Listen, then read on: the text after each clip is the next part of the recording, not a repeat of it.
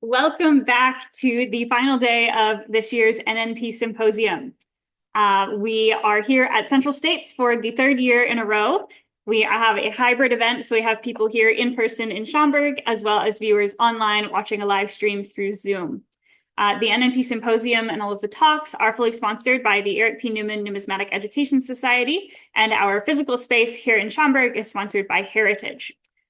So all of these talks are being recorded, and audience members on Zoom will be able to participate in a Q&A at the end, just like members here in person, which we'll talk about when we get there. In the meantime, for this talk, we are joined by Christopher McDowell. Chris, I'm going to have you go ahead and turn your camera and mic back on. Up at the top of your screen, go hover, you found it. I'll stop. So Chris is a multi-time presenter here from the symposium. He is the president of the Colonial Coin Collectors Club, or C4. He's on the board of directors of the Metal Collectors of America, or MCA. He's the editor of the Journal of Early American Numismatics, or GENE, and is a fellow of the American Numismatic Society, the ANS.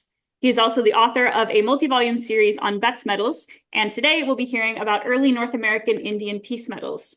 So Chris, I'm going to make sure that your audio is working, and then I'll turn it over to you. Hello, everyone. Can you hear me, Leanna? That's perfect. Let's get started. Good. Well, good morning, everyone, or afternoon, I should say. Today, we're going to be talking about early North American Indian peace medals. And before we begin, I would let everybody know that because I get this question every time I do one of these, volume 2 of my series on Betz medals it's going to be printed on May 21st in a little bit less than a month now, and should be out to our distributors to be for sale in June. It'll be sold through David Fanning and Charlie Davis. And the medals that I'll be talking about today are covered in either volume 1 or volume 2 of my series on Betz medals, with just one exception. There's one medal that we'll briefly discuss that will be in volume 3 that I'm working on now. Volume 2 takes the Betz medal series up through the end of the French and Indian War. The last talk that I did on the Newman series here was on medals of the French and Indian War. They're very lovely medals. And so with that, let's begin with Indian peace medals. Well, the first question we need to ask is, what is an Indian peace medal? I think a lot of people have an opinion on this topic, and probably you're thinking, well, all you got to do is take the word Indian, the word peace, and the word medal and combine them into a sentence, and, well, you know what it is. It's a medal given for peace with the Indians, right? Well, we as numismatists are expected to understand this term, but we don't always get it right. Because probably the answer that you came up with is incorrect, at least to some degree, at least with respect to some of the medals, and particularly many of the medals that we're going to discuss today. There were certainly medals that were issued to commemorate peace treaties. That is absolutely 100% correct. And we'll be discussing some of the very early medals that were given to Native Americans to commemorate a peace treaty with the English in particular. But that is not always the case when we talk about these medals. Here's a medal that we're going to be discussing today. It is the Montreal Indian medal. I'll just call it an Indian medal. Because as we'll see, this medal had nothing to do with peace. John Adams described this medal, this Montreal Indian medal, as the most desirable of all Indian peace medals. The only problem is it wasn't given to commemorate any treaty or any peace. And in fact, as we'll discuss, it was really a badge or a military medal awarded to those Indians who participated with the English against the French in the Battle of Montreal in 1760. Nothing to do with peace, other than that battle culminated and resulted in the end of the the French and Indian War, the 7 Years' War. Here's another medal, something that we call an Indian Peace Medal. But in reality, this is a trade medal. This medal is a George I Indian trade medal. It was not produced by the English government. It's a private venture. It's not in silver, it's brass, and it's actually the first medal that depicts Native Americans engaged in their sort of daily lives and activities, expressing their culture on the reverse. But this medal is a trade medal, a medal that was given to the Indians by private individuals in order to facilitate trade between they and Native American nations or tribes. Again, not really have anything to do with peace other than to the extent that trade often comes with peace or leads to peace or can strengthen a peaceful relations between nations. This medal, we know, initially, at the time C. Willis Betts wrote his book, he understood this to be a medal associated with the Americas. But before Betts, it was believed that it was a simple archery medal. However, this medal, this trade medal, is found throughout North America. Well, I shouldn't say throughout, but in Pennsylvania in particular, in the context of there was a skeleton in 1980s. They were digging a ditch about 20 miles north of Pittsburgh, and they found a skeleton, a male skeleton, with about 200 beads and a variety of these metals. And it was believed that he was probably an Indian agent who was trading with the Indians using these metals to trade. So these metals have been found in this North American context. Another was found when they were digging the Erie Canal. One was found as far west as Parkersburg, West Virginia, now West Virginia, then Virginia. So we know these metals were used in North America to trade with the Native Americans. So with that, well, I've come up with, well, a better definition, or a definition I like to use for Indian medals. So Indian medals are mostly silver medals given by Europeans to indigenous people of North or South America to facilitate good relations. These medals were given to commemorate peace treaties, to encourage trade of goods as military badges or awards, and to get help for military alliances against a common enemy. These medals were given to Indian chiefs and warriors and often worn by recipients as an outward symbol of their allegiance and authority. They were sometimes worn to signify to Europeans that the bearer was a friend who could enter into the territory of the Europeans. So this is, for me, a better definition of what an Indian medal is. You really kind of need to take away the word peace, as we'll see, because many of these medals have nothing to do with peace. Again, some do.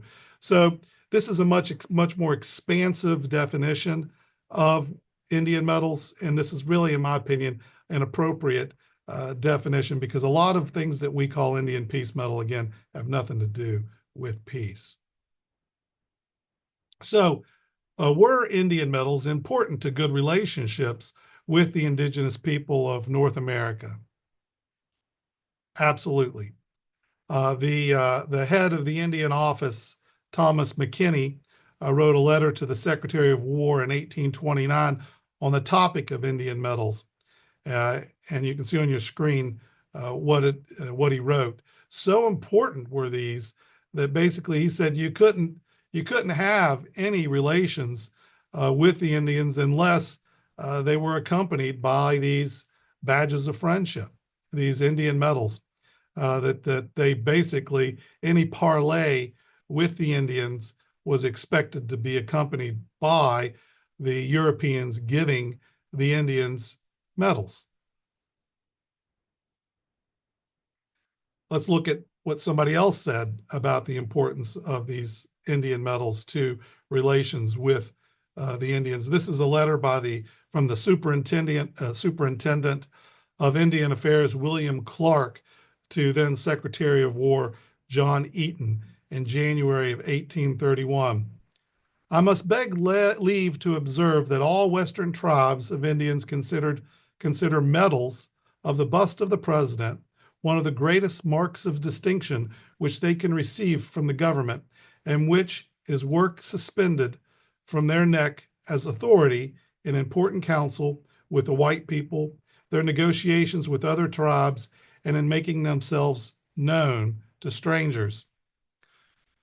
So you might ask, well, who was William Clark and what did he know about this topic? Well, this William Clark is, of course, the William Clark of the Lewis and Clark expedition. And William Clark and Meriwether Lewis carried with them on their journey across the Louisiana Territory medals. And here's a list of some of the medals that they carried. And you can see that this was an extensive 89 peace medals, and these were true medals of peace, intended to be given by Lewis and Clark on their journey across the Louisiana Territory to solidify to these people that there was a new government, and who that new government was, the government of the United States. Thomas Jefferson is its head. So many of these medals have Thomas Jefferson's image on them. Here's one of them. This is a small size Jefferson peace medal. And here I'm going to show you briefly the larger size medal. So this medal here was sold in 2009. It fetched $345,000. This is the large sized Jefferson peace medal. Dave Bowers and Catherine Yeager, in their book of 100 Greatest American Medals, list this medal as number three of 100 in importance for its beauty and its historical significance. And you can see there the image of Jefferson on the obverse, and peace and friendship on the reverse. So this is a true Indian peace medal. This one was actually distributed. So it was a great honor to receive a medal, and the Native Americans associated these medals with great value. They were often buried with the medals around their necks. We know this because grave robbers and also excavations often find skeletons with these medals attached to the skeleton or buried with the skeleton. Unfortunately, grave robbers know this, and many of these medals are associated really with, in my opinion, grave robbery. Others are not. Others come legitimately, but that's just a fact of the matter when you deal with Indian medals. There is a considerable number of pictures, of photographs and drawings and paintings of Indians with Indian peace medals around their necks. The medals became a physical representation of a spiritual dimension that linked the wearer to a source of power. For example, the Great Father, as the Indians viewed President George Washington and subsequent presidents of the United States. The distribution of peace and presidential medals reinforced and furthered a political order within the tribes. So the individual in the tribe who had the medal, who was given the medal by the Europeans, in many cases, he becomes the de facto chief of the tribe. And if he's a lesser warrior, he is elevated in his status. These were a status symbol amongst the Native Americans. If you had a medal given to you by the United States of America, it elevated your status within your tribe and also your tribe's status amongst other tribes. In many instances, you could say that if the Europeans gave the medal to the wrong person, that person becomes the de facto leader of the tribe. And so when the Europeans engage, they expect this person to have the medal with him. And this becomes a very important thing. So it's also a symbol for the Europeans. When they are dealing with the Indians, if they are dealing with the person who has the medal, then they know they're dealing with the chief as well. I don't know if any of you all made collages in elementary school, but it has been years since I made a collage. But this gave me the opportunity to make a collage of Indians wearing Indian peace medals. These are all over the place. This is not just me digging through the internet to find pictures. If you Google Indian peace medal, you're going to come up with many pictures of Indians wearing medals.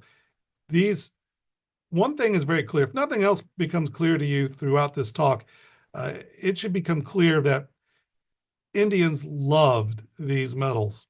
These medals were very important within their society, and they wore them with great pride and great honor.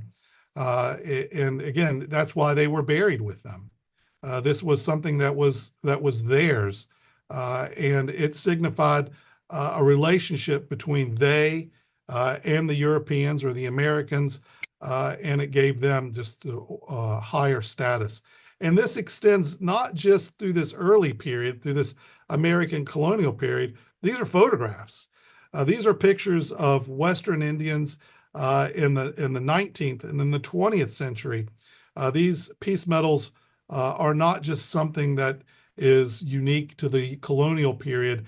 Indian peace medals extend well into the 19th century, and Indians are wearing these Indian medals into the 20th century. So you need to understand that this is a significant thing within their culture. There are many books that cover Indian peace medals. I'm going to say Indian peace medals sometimes because they're all discussed. The titles are often Indian peace medals, but as I say, they're Indian medals. For my money, if I were to tell you, what book should you buy, what one book, Francis Pruka's book covers the whole range of Indian medals. But I would say for scholarship, for true original research, John Adams' book, which just covers George III medals, is really phenomenal. John Adams was not only a collector of medals, but he was a great scholar, is a great scholar in several series of medals, including Indian peace medals. Some of the works are also written in French. Moran wrote a book on Indian peace medals, but it's in French, and so it has a little drawback unless you can speak French. But for my money, if I was to buy one book, for me, I'd probably get Adams' book. I really respect Adams' work in this area. The other thing you need to know is that Indian medals were not just unique to English. The French also had Indian peace medals, which they widely distributed throughout Canada, as we'll see, into the 20th century. The French, this is a French medal, depicts Louis the 14th, and also the royal family, the Dauphin, and others on the reverse.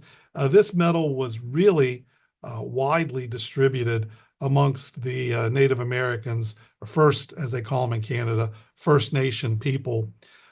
And this was not just a medal, however, that was an Indian peace medal. It was also a medal distributed by the French government for other purposes to citizens. People bought this medal for other purposes. But this is, in many ways, in my view, one of the more prominent and popular French Indian peace medals. So just as the English distributed medals, so did the French, and for the exact same reasons as the English. I think it's probably also fair to say that the French overall had better relations with the Native Americans of North America than did the English. The French, of course, and the English, but the French in particular were very interested in the fur trade. It was Canada's great export was furs shipped to Europe. And I also want to make another thing clear when we talk about Indian metals is Indian metals were not the only trade good given to Native Americans. The French in particular, you can see many of these items are in the shape of a cross. The Catholic Church, through its Jesuits and the Jesuit missionaries, sought to convert Native people to Christianity. And a lot of the items that they gave them were religious in nature, but also there are these gorgets, which are items that are worn around the neck. We'll see another example of them, not just by Indians, but also officers, French and English officers would wear gorgets, but they was an item, a trade item given to Indians. Armbands, beads, and other things are traded with the Indians. So these are trade goods rather than metals. But metals, in some instances, as we saw with that George I Indian trade medal, metals are also used in some instances as an item of trade, an item of barter with the Indians, mostly for furs. Here's a picture. This, I believe, is an Indian called the Prophet, who I think is Tecumseh's brother. And you can see that he has several items of Indian trade goods on his person. Some of the men, Englishmen who made peace medals, also made these Indian trade goods, and we'll see an example of that in a minute. Here's the one example of a medal that's actually going to be in volume 3 of my series on Betts medals. This is a Spanish Indian peace medal issued by Charles III to the Indians. So this is not just an English custom. It's not just a French custom. It's a Spanish custom. All European nations that dealt with the Native American people of North and South America saw the value in metals and the trade and the gifting of metals. So you within the context of a peace medal and a treaty, these were things that were given to the Indians when they would have the council for the treaty. The Europeans would give the Indians these medals. And this is a good point for me to also say that one of the reasons why Lewis and Clark were taking those medals into the Western frontier throughout the Louisiana Territory is to exchange the medals. So when they would come across an Indian chief who had a Spanish medal or a French medal, they would tell him, look, you need to give us that medal. In exchange, we're going to give you this medal. And this is one of the reasons why some of the French medals and some of the Spanish medals are more rare today than are the English medals. And that's because they were turned in by the Indians. And the Indians were expected to turn these medals in because these medals worn by the chief were an expression of his loyalty to the European power. And so when the Americans would parley with a tribe, they would expect them, to turn in their French or Spanish medal and accept the American medal from the United States government or the English medal, depending on the time period, from the English government, and vice versa. The French would want the same.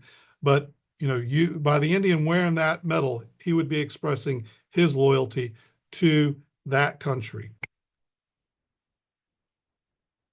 I want to now tell you a story that's going to involve some metals that will show their importance and how they really were extraordinarily important in the Europeans' engagement with Native Americans. So we're going to go back and start this story with this Montreal medal. Find it in my notes real quick. All right. This medal was given to those Native Americans who joined forces with the British in what was their last great push to kick the French out of Canada. And that was the Battle of Montreal in 1760. The British had a force of approximately 10,000 men. And with that, it was augmented, supplemented by approximately 691 Indians, 402 of which came from the Six Nation. About 111 were Mohawk Indians. And they were organized by Sir William Johnson, who lived from 1715 to 1774. He was the English Indian agent or superintendent of Indian affairs in North America. And he is an extraordinarily important historical figure. He set up office, if you will, in upstate New York. He had a common law wife who was an Indian. He was highly respected by the Native Americans. And in this last push to defeat the French in Canada, he was asked to organize the Indians in this endeavor, and he was able to get 691 warriors to participate in this Battle of Montreal. However, in the end, that number dwindled to 181.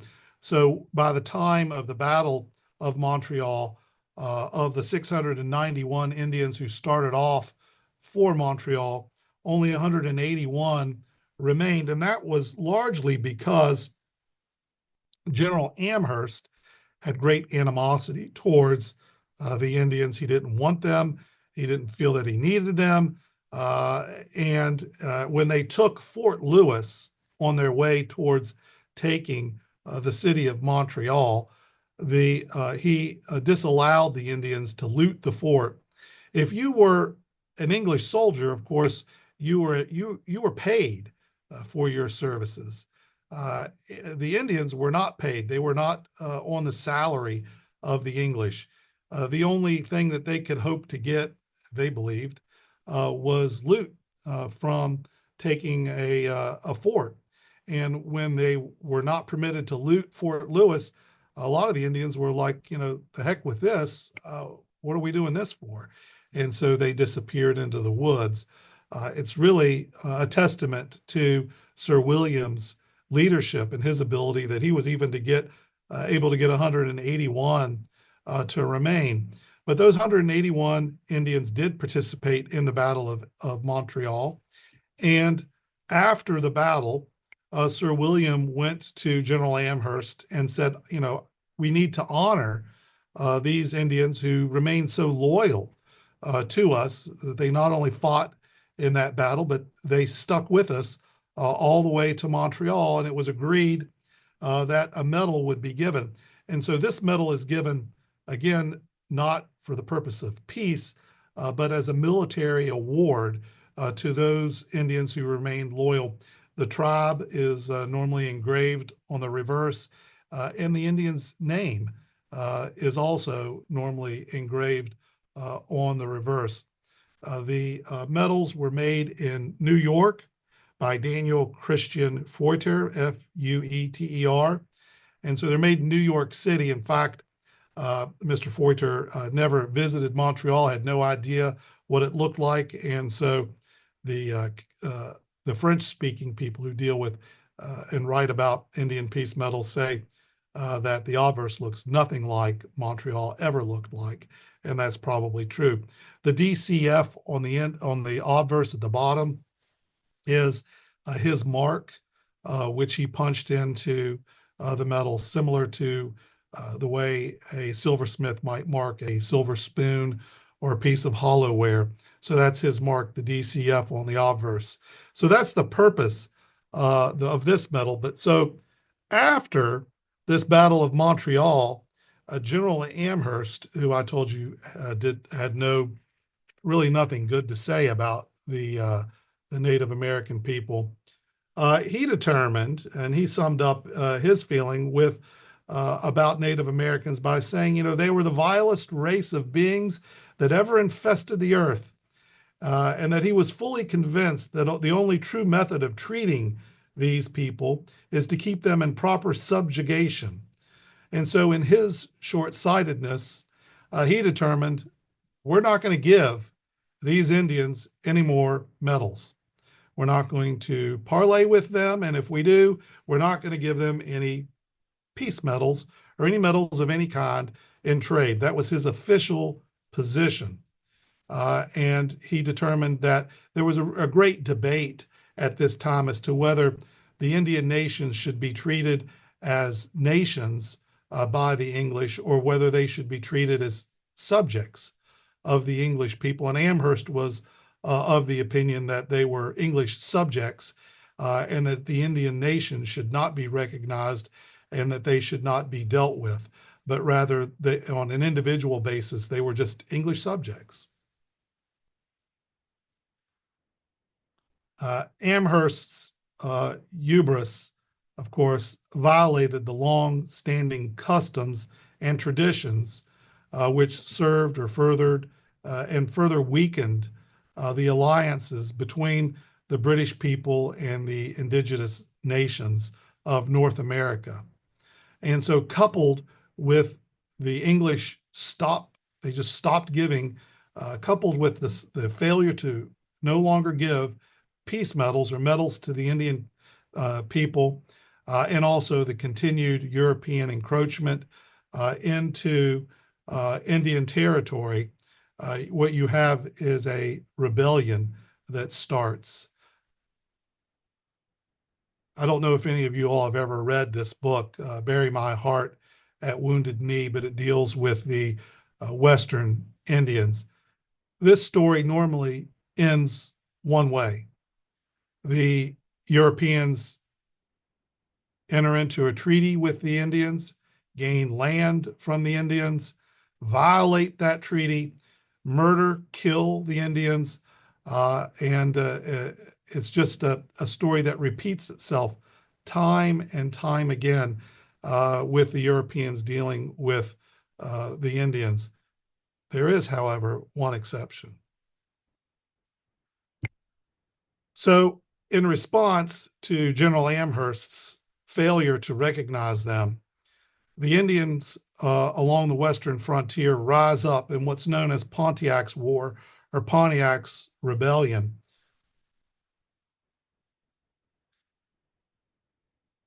The English felt that no fort that contained an English officer could ever be taken by an Indian. And they were very wrong in that opinion, as Pontiac's Rebellion came to show. The Indians attacked these series of forts and basically wiped the English out, destroyed all their forts except for Fort Pitt and Fort Detroit, Fort Niagara, but it was a real devastating blow to the English, caused in no small part by the fact that the English had decided not to give the Indians any medals, but really the fact that they wouldn't give them any medals is really a manifestation of their view towards the Indians. But the Indians seized all these forts along the western frontier. It was a total disaster because, of course, if you're a frontiersman, you want the army nearby to protect you from the Indians. And if the Indians have wiped out the fort, then they're going to also burn your farm and push you back. And so this was a really significant blow. So what's the reaction to this? Well, first, the military reaction is very slow. It's very sluggish. The English are not able to retake their forts. And they decide, look, we've got to go back to this old policy of giving out Indian peace medals. And so they go to that one man who the Indians respect most, Sir William, and they say, fix this problem, help us fix this problem. that we've gotten ourselves into. Now, of course, had they listened to Sir William all along, they wouldn't have been in that problem, because uh, Sir William told them, don't stop giving medals to these people. It's only going to cause problems. So they go back to Sir William, and he says, we need to have a treaty. We need to have a new treaty with the Indians, and we need to create a new medal. And we need to distribute the medal to the Indians in order to stabilize this Western frontier. And we need to start giving the Indians medals as gifts again.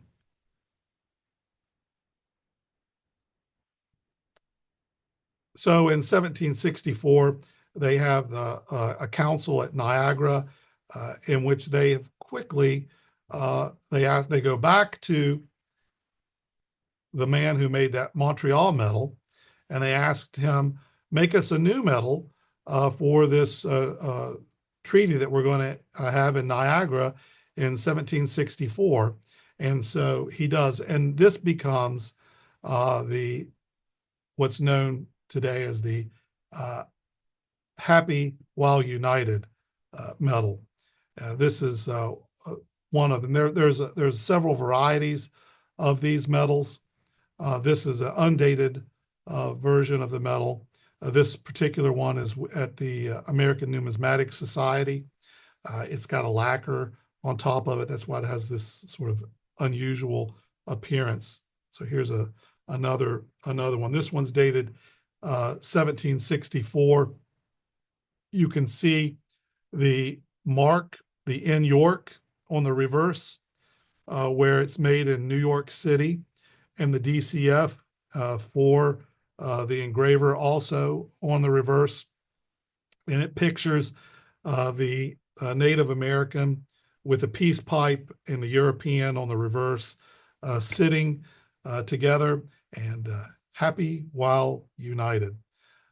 And these medals come in a variety of sizes. This one's 56 millimeters, but others are, as we'll see, larger. This is a 76 millimeter medal. Again, you can see the N York mark and the marker, the mint makers or the engraver's mark on the reverse. 76 millimeters is a very large silver medal. This is a substantial piece of silver, and it indicates a real desire to have a peace with the Indians at this point. Here's another one. This one's dated 1766 for a subsequent treaty at Niagara, but 77.5 millimeters. This medal's in the Hunterian at the University of Glasgow. They were very kind to provide me with this image of this medal. It is in almost mint condition. This one was never issued. Others were, of course, issued. I think John Adams really summed this up, and he most eloquently concluded that the Happy While United medal, they are a crude but enduring symbol of Pontiac's peace. Happy While United medals celebrate the high watermark of Indian influence on the continent. The Indians would fight countless battles and skirmishes in the century to come, but none for such high stakes. The medal commemorates war and peace, courage and futility, high hopes and sobering reality. This is the one sort of contra thing to Bury My Heart at Wounded Knee, in which the Indians are able, through the battlefield, to gain respect from the English and force the English to the peace table to engage them and recognize them not as subjects of the English, but as a true nation or nations, and really deal with them with respect and dignity. And so this Happy While United medal is, as Adam says, the high watermark of the Native American people. and their dealings with the Europeans on the North American continent from that perspective. So having learned their lesson, the English produce in mass quantity these George III medals. Now, these are dubbed Indian Peace Medals, but really they're given for a variety of purposes. They're made in different ways. I can tell by just looking at this one here. This is one because these are larger medals, they are made by pressing two thin pieces of silver with the image and then sort of gluing, if you will, the two parts with a rim. They're hollow in the center. Some of them are, not all of them. So there's different types. Some of them have a solid center. Some of them are hollow in the center, but they all share the same basic imagery of George III on the obverse and the royal coat of arms on the reverse. These medals are given out starting in 1776 through even after the death of George III. And we'll see some of these medals given into the 20th century with George III's image on them. But this one is made in abundance. There are three basic types of this medal, but they are made in abundance. And so you will note the date, 1776. Well, what happens in 1776? Well, the English, of course, are realizing that they have a problem, and they have a problem with their own citizens, these settlers, these English settlers along the east coast of North America, who are now beginning to rise up in rebellion against the English. And so the English now are making this medal to parlay with the Indians to get them to align with the English in what the English believe could be, and ultimately does become, a war of revolution with their own people. And the Indians, by and large, during the American Revolution, are allies with the English because the English, having learned their lesson, trade and give these medals to the Indians to solidify their alliance. Here is a medal dated circa 1777. It's the Lion and Wolf medal. That's what it's called because, as you can see from the reverse, it's got a lion and a wolf on it. It's a George III medal. It's not a peace medal per se, but the imagery on the reverse and the imagery of this medal is one of the things in which people debate and have debated for a very long time. I'm going to give you my view of what this imagery is. The lion, of course, represents Great Britain. You can see it's a strong lion, and behind it is a church. And so the English view themselves as the protector of the church, the protector of North America. Well, who is the wolf? The wolf is a common symbol in English medals for people who are sort of Jacobites and other people who are opposed the English government. So here you have an emaciated, sort of almost starving wolf that is nipping at the tail of the lion, but the lion is really kind of unconcerned about all of this. And so these medals are distributed to Native Americans along the Great Lakes region to get them to align with the British against now, by 1777, the American Revolution. The story of Indian medals is the story of early America. I'm going to quickly go through at the time that I have here some of these early Indian medals. This is the earliest Indian medal, and it's, I have to find my notes.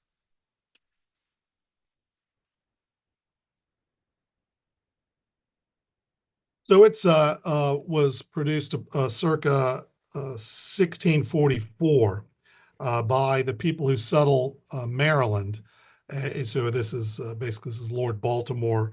On the obverse, on the reverse is a map of the area in which the Indians lived, and it was given to the Susquehanna Indians. And again, the bury my heart at Wounded Knee theory plays out between the people of Maryland, the English, and these Susquehannock Indians, because in 1644 they're giving them these medals. By 1674, the Susquehannock Indians are basically devastated and weakened by disease, encroachment upon their land, and by 1675, the English and other Indian nations have aligned against the Susquehannock Indians and attack them. And the Susquehannock are forced into a fort. And in September of 1775, they emerge from their fort wearing this medal around their neck that had been given to them in 1644. And they hand the medal back over to the English in symbolism that they have breached their peace. And the next day they have a council to negotiate a peace in which the English and their Indian allies murder the Susquehannock and basically end them as a people. This is an image of the map that's on that. Now, on a happier note, this is the Pamunkey medal. It's a Betts number 45. And when the Virginians arrive in Virginia, there's about 1,000 warrior strong Indian nation, the Pamunkey Indians. This is a rare Charles I medal, but it's not really a medal. It's not only is it not an Indian peace medal, it's not a medal at all. This is a thing that is made to be worn as part of a headdress. There's nothing on the reverse. It's very beautiful and it's very historically significant, but it's not technically a medal of any type. But rather it's an item that was given to the Pamunkey people as part of a peace treaty, the Treaty of the Middle Plantation in 1677. And this medal ends up with the Preservation Virginia, who purchased it in the 1890s for $800. The Pamunkey people still live in Virginia, but because their treaty predates the formation of the United States of America, they were never formally recognized as an independent nation, as an Indian tribe by the United States government. And it wasn't until 2016 that the federal government formally recognized them as a separate individual Indian tribe. And in 2017, the Preservation Virginia repatriated this item back to the Pamunkey people in recognition of the fact that they had been recognized as a nation. So this is a story. There are still about 200 people who recognize themselves as Pamunkey Indians. Excuse me if I'm mispronouncing that name. They still have land in Virginia. So this is one of the rare exceptions to the bury my heart at Wounded Knee scenario. Moving quickly, this is an item that was given to a variety of tribes in and around Virginia. It's made from a 8 reale piece. It's hand engraved, and it's not technically a medal either. It falls within this rubric of Indian medals, but it's also a badge to be worn, although it's two-sided, by the Native Americans to show that they can have free ingress and egress to areas controlled by the Europeans but several of these have been unearthed in Virginia over the years. This is a George II Indian Peace Medal. It's believed that George Washington carried some of these with him in the French and Indian War, actually when he began the French and Indian War, when he was to go to Pittsburgh and find out what the French were doing when they were building Fort Duquesne. But George Washington carried some of these and was expected and did hand some of these out. So let's look at a true Indian Peace Medal. This is the Treaty of Easton Medal given to Native Americans as part of the Treaty of Easton. It's dated 1757. The Great Treaty of Easton was in 1758. However, there were smaller treaties that predate the Treaty of Easton, and this was made for one of those, but it was also given at the Great Treaty of Easton in 1758 as well. If you can see the edge of this medal, you can see it's a little rugged, and that's because these Treaty of Easton medals were made in Philadelphia. They were made by Edward Duffield and Joseph Richardson Sr., who the year before had made the Katanning Destroyed Medal. They were Quakers, and they wholeheartedly believed in peace with the Indians. And so these medals are really made for the Quaker segment in Pennsylvania, who wanted to hand them out to the Indians to bring the Indians to the peace table and also to encourage peace. And ultimately, it was successful because there is an ultimate treaty with the Indians that ends what was a real frontier skirmish after General Braddock's army was defeated in the Western frontier. I was talking about these gorgets, excuse me if I mispronounced the French word. This is made by Joseph Richardson Sr., and you'll recognize it's got the same image on it as is on the Peace Medal. And so this is all part and parcel of the items.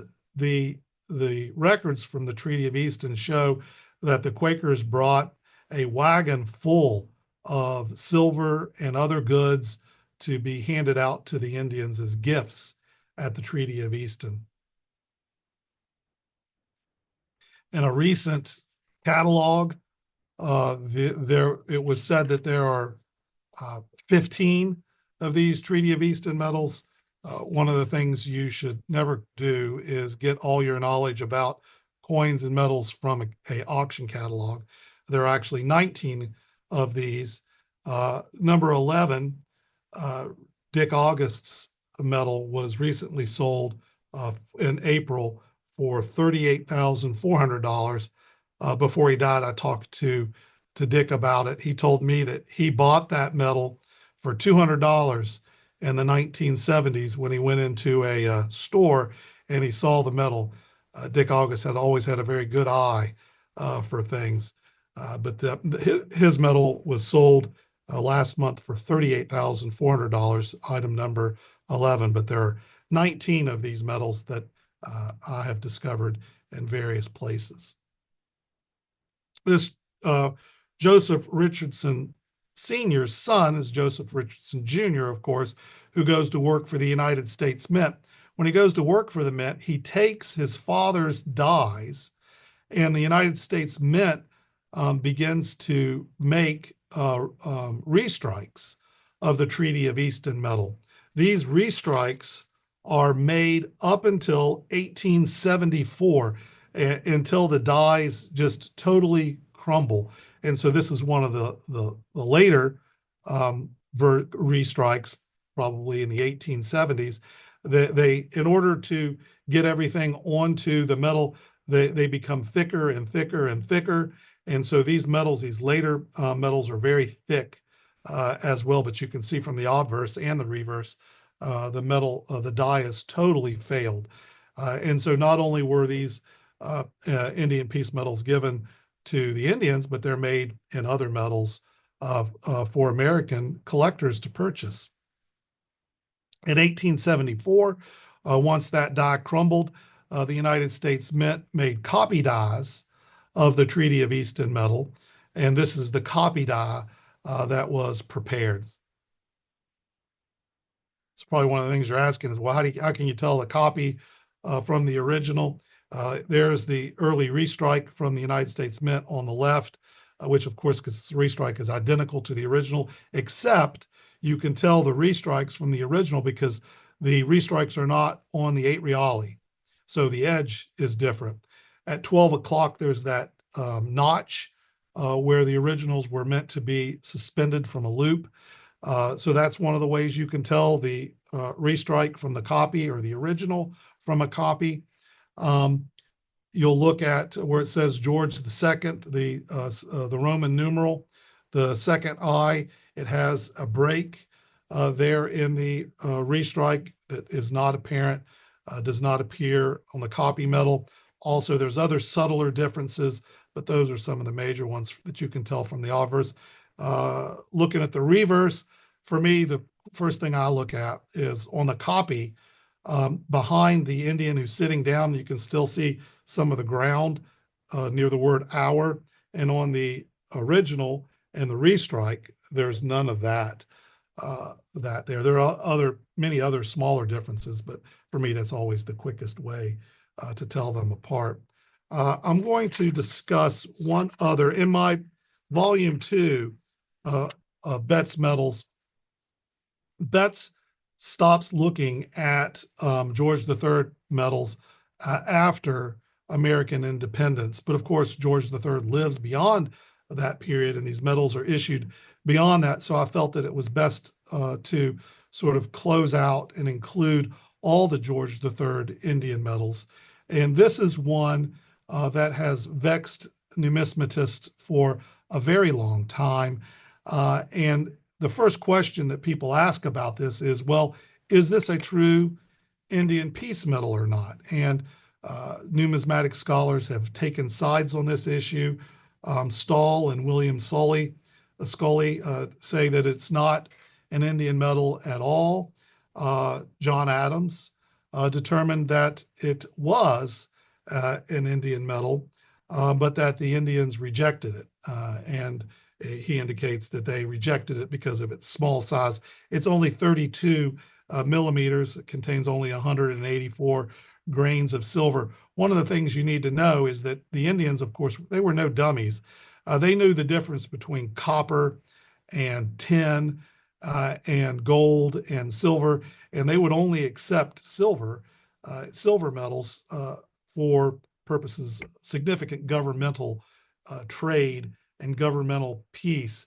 They only wanted silver metals, and they wanted bigger metals. The bigger the metal, the better, right? Because they were going to wear this metal. And so the 32 millimeter metal really didn't get the job done. The other thing, I'm going to wind this up so I can take questions about this, is that it says Miller right above the date on the obverse, and people have thought that Miller was the name of the engraver and have tried to find out who this Miller engraver was.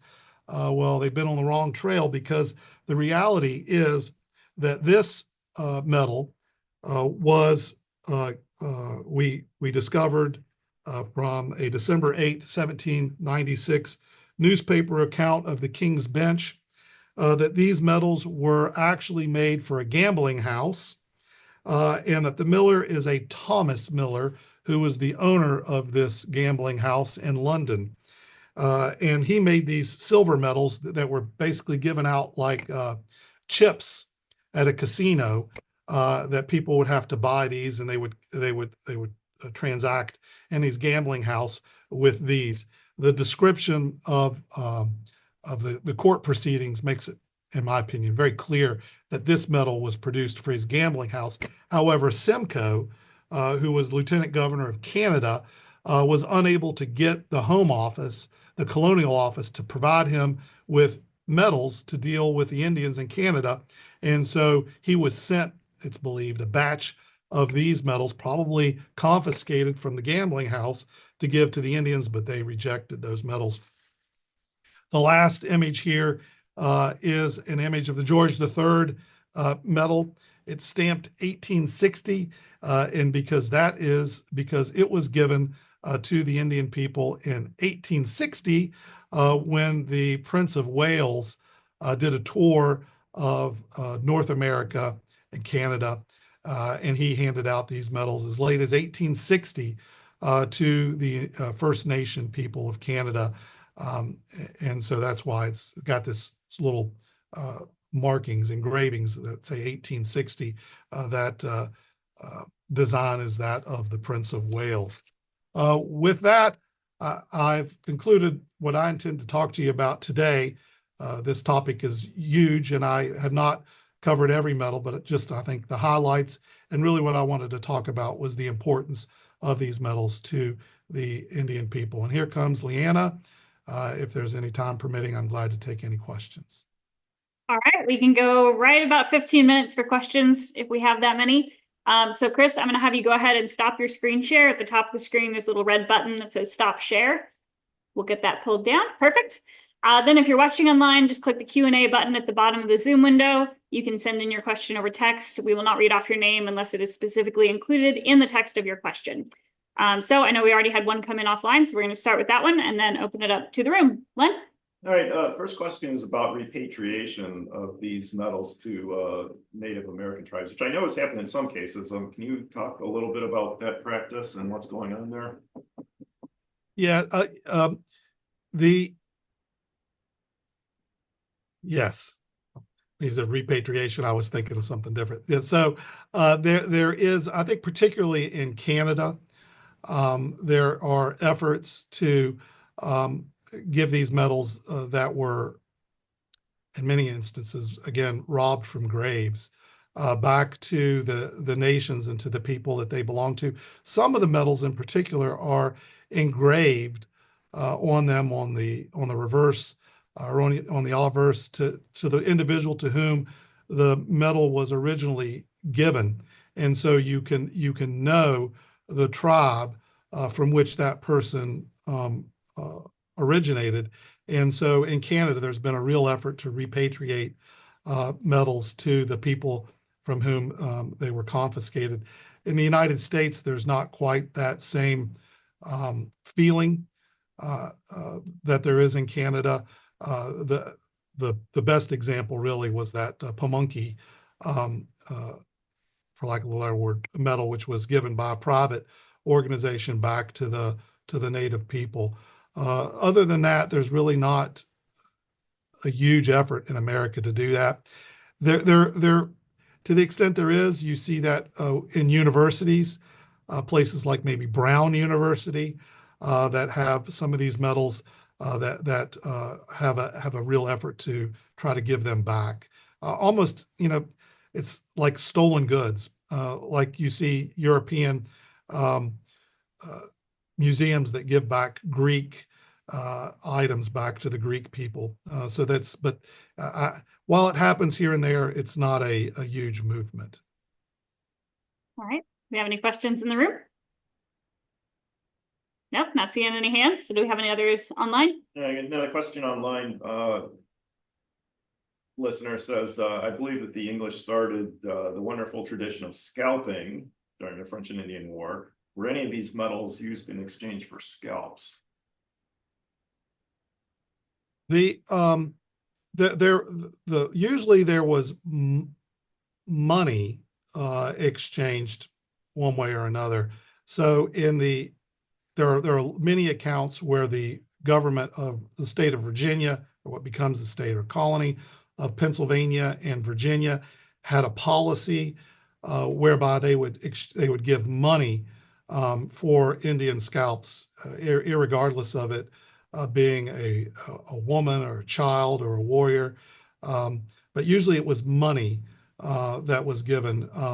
I can't say that there were not some instances of medals given to Indians for the purpose of that. Really, they're given for the purpose of war, and in some instances. So you have the British who want to who give the Indians medals to have war with the French or war with the Americans. And during the course of that war, of course, scalps are taken. But I don't know of any instances in which a specific medal was given to somebody for that purpose.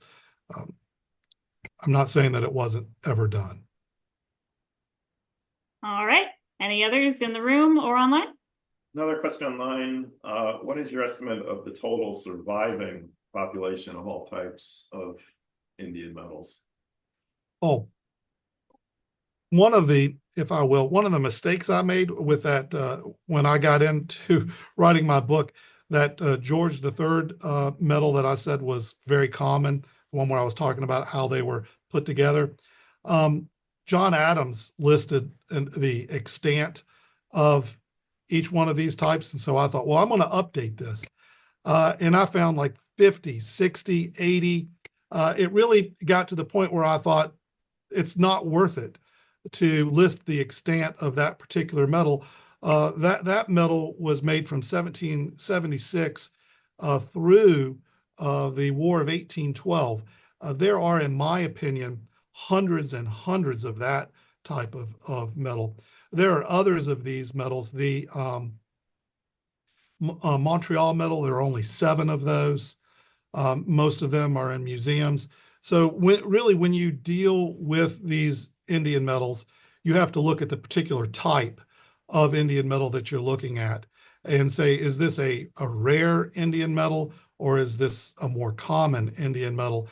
Many people have a misconception that some of them are extremely rare. And I believe that some of them are actually pretty common.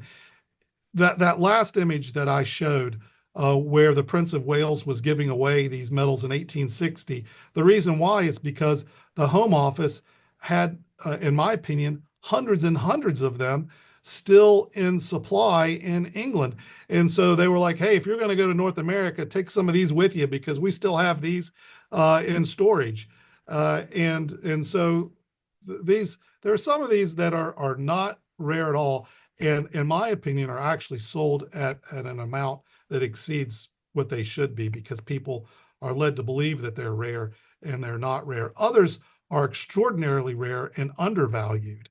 And so if I had to guess, there are thousands of Indian medals in existence, but you really have to look at it medal by medal. It's like saying, how many Lincoln cents are there? Well, there are billions, but there are not very many SVDBs. So you have to take it one at a time. I hope that's answered the question. All right. Any others? Listener asks, what is the most valuable Indian medal? Single most expensive one. Yeah, well, I showed that one that was $345,000, that Jefferson medal. Value is a hard thing to place. If you're a Pamunkey Indian, that thing that was repatriated back to them is priceless. It's priceless to those people, and you can't put a value on that. There are other things that are very common. So these are history. These are very significant historical items, some of which, as I indicated, are very common and some of which are very rare. But if you were to unearth a particular medal that George Washington had given out to people before the French and Indian War, and were able to connect that medal with General Washington or Colonel Washington at the time, and the people, that would be an invaluable piece of American history. And so to hold an Indian peace medal, an Indian medal in your hand, is to hold true history in your hand. And it's hard to put a price on that at times. And the other thing is there's so few of some of these medals, they trade infrequently. And so you might have a price that is 50, 70 years old. A very nice Happy While United medal is worth hundreds of thousands of dollars. I hope that's answered the question. All right, we have about 5 minutes left before we have to cut it off. So do we have any final questions? Yeah, a couple more here. Which of the American peace medals with the presidential images are the most common? Well, what I've been talking about here were the early ones. These medals are given up through, Abraham Lincoln and beyond, and so some of those would be more common. Um, I think it's fair to say that any Indian peace medal is valuable. There's none that you're going to be able to pick up for $10, unless it's a copy. But some of the later medals are more common and they're also outside the scope of my research in this talk today. But those would be much more common and less valuable because they're later in period, and also just I hope that's answered the question. And one last question, which I think somebody maybe tuned in late, says, has your second volume been published? And if not, when will it be available? Yes. Thank you again. Whoever asked that question, it must be my mother. The volume 2 is at the printer now. It will be printed on May 21st, and it will be available through Colby and Fanning and Charlie Davis sometime in early June. This volume 2 is being published by C4. Volume 1 was published by A&S, but it is going to be available this summer. Perfect for your beach reading. I am busy working on volume 3. Each volume takes me approximately 3 to 4 years. I was able to knock out this volume 2 a little faster because of COVID, but it'll be available soon. Thank you, Mom. I'll just say the person that asked is a well-known collector of school award medals, so you can give him a hard time later. Okay. All right. Do we have any others? That's it. All right, great. We're going to wrap it up there. Thank you, Chris, so much for taking the time out to present. And I'm sure everyone's very excited for the second edition of the Betts Medals books. So we will be back at 3:00 with Greg Bennick on major mint errors. How are they made? So hope you all come back to join us for that one. Otherwise, thank you so much for joining. The recordings will be available in about 2 weeks. I think I have told everyone how to get those emails enough times, and I'm not going to repeat myself this time. So thank you all. We'll be back at 3:00.